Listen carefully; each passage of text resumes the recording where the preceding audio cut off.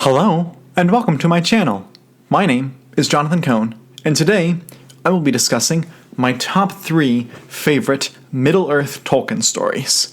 I'm doing Middle-earth / Tolkien because sometimes it's really hard with a few of these stories to determine if they're actually in Middle-earth.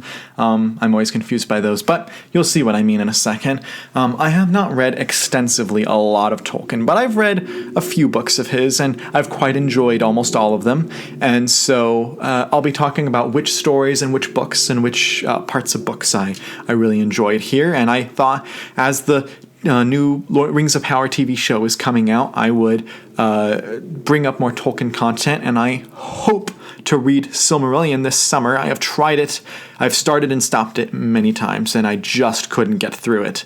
But I am determined that this summer I will get to it before the show comes out. So the first story I will talk about is Leaf by Niggle, which is a story that is found in the Tales from the Perilous Realm. This was a book. Apparently, there's so many versions of this book out, but I found this back in last year. I saw that it was released in this format with illustrations by Alan Lee, and I thought, interesting. Tales, short stories, novellas written by Tolkien, plus a little essay by Tolkien at the end of the book. Why not? And some of the stories in here were fantastic, and some of them were kind of weird and like, what? But I enjoyed some of them, and Leaf by Niggle by far was just a brilliant story. And I know that Tolkien says he hates allegory. I understand that. But you can't help but wonder if this story was influenced by his own life, because the Leaf by Niggle is about a painter named Niggle who is trying to work on this important painting in his life, and he just can't get it done because he is pulled off on other missions and adventures that he has to go on in this story.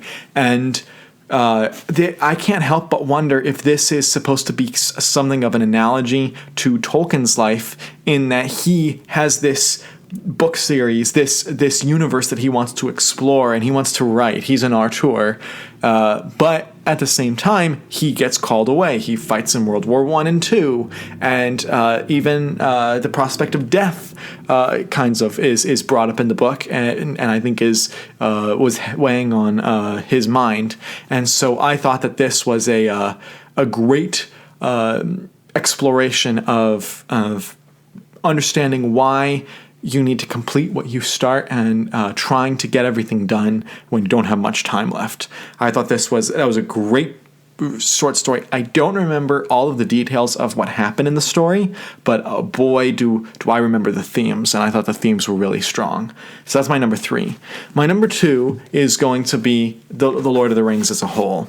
Trying to rank each individual book, I could do it, and I probably will do it on another video, but for this purpose, I'm just talking about the whole thing.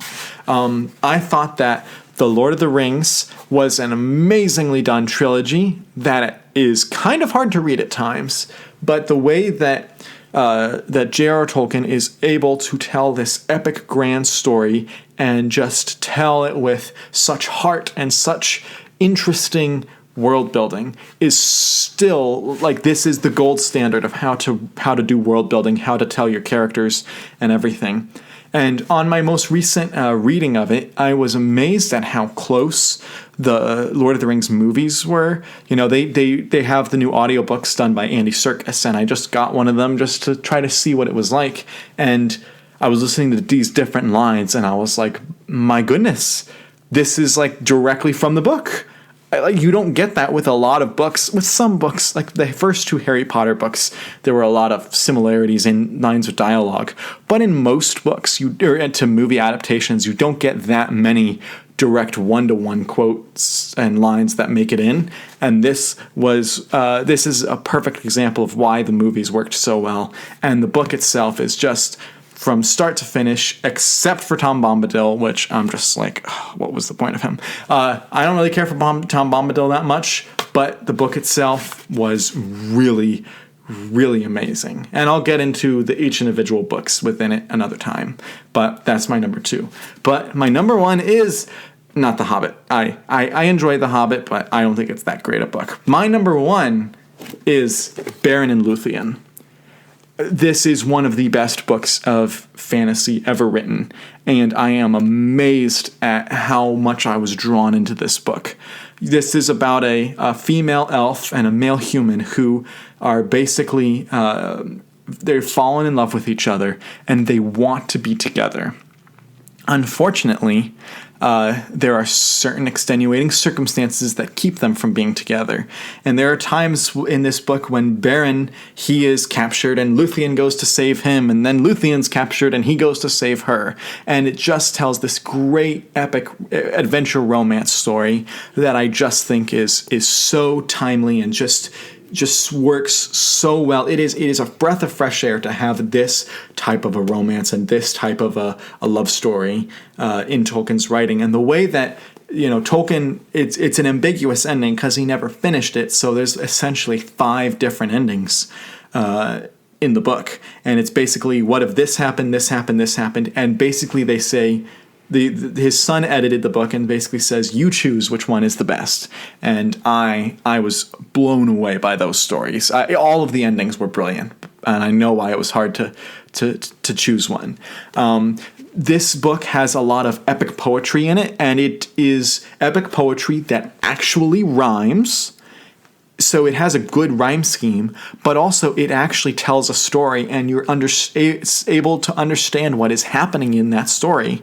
So few poets are able to tell good stories, and so few authors are able to write good poetry within their books. So this is that perfect middle road, and I just loved all the poetry. I loved the prose. I loved the dialogue. I loved the conversations. And I particularly loved all of the notes that Christopher Tolkien used in this book. This was almost his last book. He got one more in before he sadly passed, and I'm so glad that he was able to finish this book because it is just a joy to read, and it is the one Tolkien book that will stick with me as a book so much. The Lord of the Rings movies will always stick with me, but that's because I've rewatched them so many times, and those have such a place in film history. The books are amazing and totally worth it, but I don't read them that often, so they can't have that impact, but this book has the impact because I was just absolutely blown away by it. So if you've read Tolkien, what are your favorite Tolkien books? Do you like Silmarillion, which I haven't read, or the Unfinished Tales, or anything else by Tolkien that I should read? Let me know in the comments. Please subscribe. I have lots of fantasy and other content coming out and that have already come out. And until next time, I'm Jonathan, and thank you for watching.